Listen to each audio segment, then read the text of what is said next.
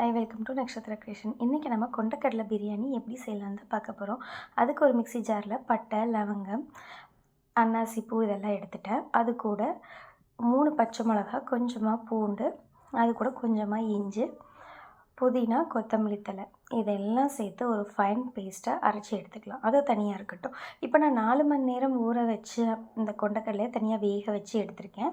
இதை வந்து 2 பார்ட்டாக பிரித்து நான் கொஞ்சமாக அரைச்சி எடுத்துக்கிட்டேன். இப்போ ஒரு குக்கரில் கொஞ்சமாக எண்ணெய் சேர்த்து பட்டை, லவங்கம், ஏலக்காய், அன்னாசி பூ, பிரிஞ்சி இலை இதெல்லாம் சேர்த்துட்டு ஒரு பெரிய வெங்காயத்தை வந்து நல்லா ஸ்லைஸாக கட் பண்ணி இந்த மாதிரி சேர்த்துக்கோங்க.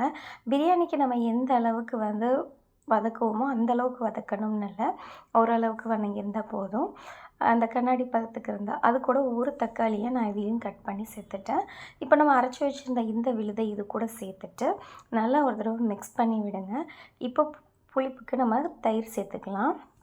நான் இன்றைக்கி 2 ஸ்பூன் அளவுக்கு தயிர் சேர்த்துருக்கேன்.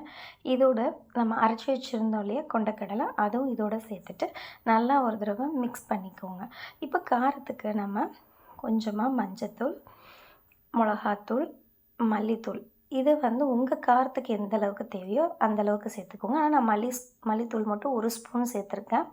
சேர்த்துட்டு இது எல்லாமே நல்லா வந்து ஒரு தடவை மிக்ஸ் பண்ணி விட்டுடலாம். நாம் இப்போது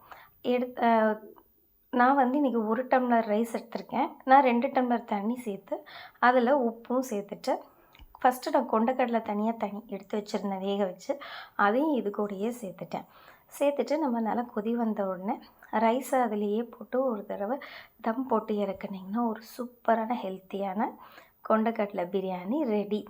இது செய்யறது ரொம்ப சிம்பிளுங்க. நீங்களும் உங்கள் வீட்டில் ஒரு தடவை ட்ரை பண்ணி பாருங்கள். திரும்ப திரும்ப உங்கள் பிள்ளைங்க செஞ்சு கொடுக்க சொல்லி உங்களை கேட்பாங்க. அவ்வளோ டேஸ்டியாக இருக்கும். நல்லா ஹெல்த்தியான ஒரு ஃபுட்டை கொடுத்தோங்கிற ஃபீல் நமக்கும் இருக்கும்.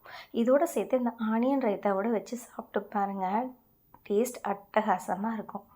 தேங்க்யூ. பை.